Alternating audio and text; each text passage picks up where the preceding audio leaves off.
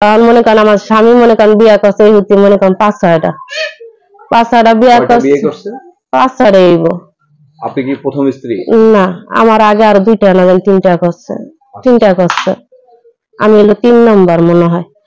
পরে আমার পরে আবার 2টা করছে, 6টাই মনে হয় হইব, বুঝছেন? মানে আমি পুরো সঠিকভাবে জানি যে 6টা হইছে। পরে মনে করেন ফোন দিতে মনে করেন ফোনে আমার কোনো গুরুত্ব দেয় না, ফোনে গুরুত্ব দেয় না। হে মনে করেন ফোন দিতে গেলে মনে করেন যদি লুকাচুকা কথা কই হেলে আমার লাগে উল্টা পুল্টা কথা কয়, আর আমার বলে কি তুই আমার নাম্বারে ফোন টোন দিবি না, ঠিক আছে?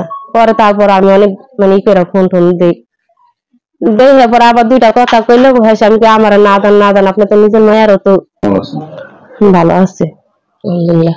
আপনার নাম কি? আমার নাম রুজিনা। পুরো নামই রুজিনা, শুধু না সামনে পিছনে? না, সামনে পিছনে কোনো নাম নেই, পুরো নামই রুজিনা। জি।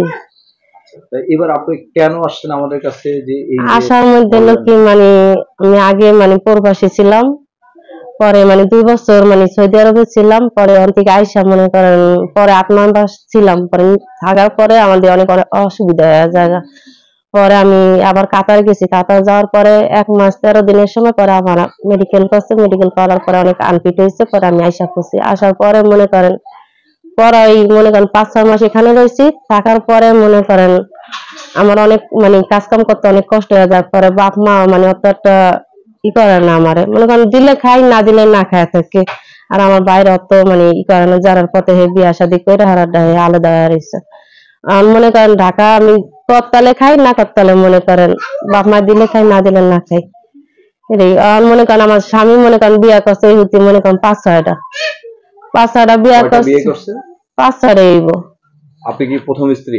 না, আমার আগে আরো 2টা না 3টা করছে, 3টা করছে।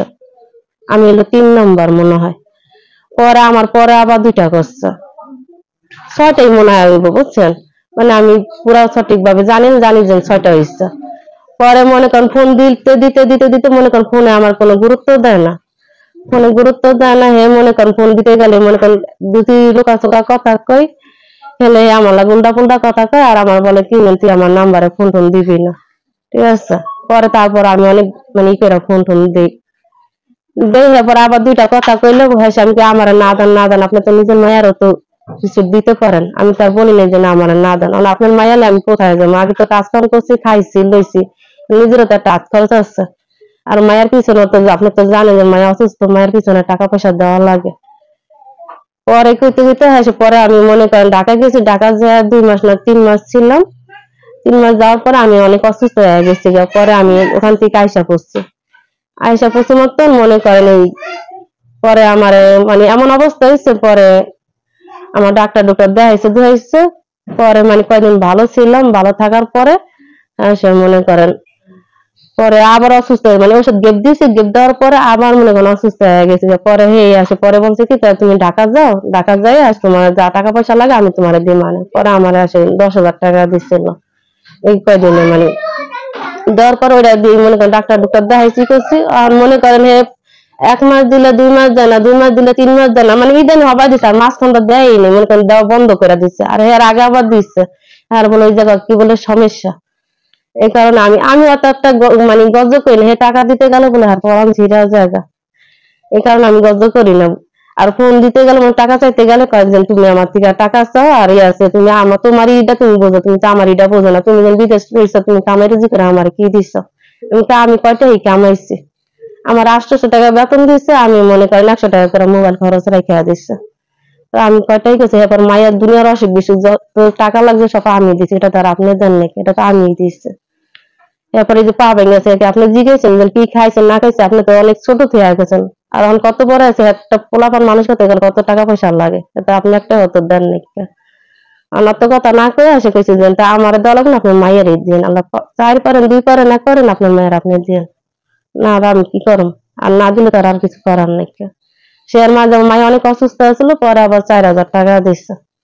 হ্যাঁ দিয়ে মায়েরও ডাক্তার দিয়েছে, আমি ডাক্তার কিছু দিয়েছে। আর আমার হইলো সমস্যা বুঝলেন, আমার হইলো ঠান্ডার সমস্যা আবার এজমা সমস্যা, আবার পেটে টিউমার হয়েছে, আবার হঠাৎ করে আবার সাইডে আবার ব্যথা করে। আমার বিভিন্ন সমস্যার কারণে আমি কাজকাম করতে পারি না, কাজকাম করলে মনে করেন খাইতে না খাইতে নাই। তারপর বাপের বাড়িতে থাকে তো বোঝেনি কেমন কেউ ভালো কয় কেউ খারাপ কয়, কি করার আছে, কিছু করার নাই। না আপনারা যা করা হয় না, আপনারা আমার সাহায্য করেন একটু। আচ্ছা, সেটা হলে এই যে আপনাকে যারা বিয়ে করলেন, বিয়ে করছেন কত বছর? আমার বিয়ে হয়েছে মনে হয় 18 না 19, আমার খেয়াল নেই, আমার তো কিছু না। আমার মায়ের বয়সে মনে করেন একটা মাইয়া, মানে সেই মাইয়াটাও তো ঠিকঠাক নেই বুঝছেন, মাইয়া একটু চালাক চতুর হইতো তাহলে আর আমার তো কোনো চিন্তা নেই। মাইয়া মনে করেন মেন্টাল টাইপের মতন, মাইয়া একবার আর পাগলের মতন বুঝছেন, কথা শোনা নাই করেন না, মানে নিজের কথা মতো নিজে চলে না। আমি আর কি করবো, কারণ আমার এদিকেও নেই ওদিকেও নেই।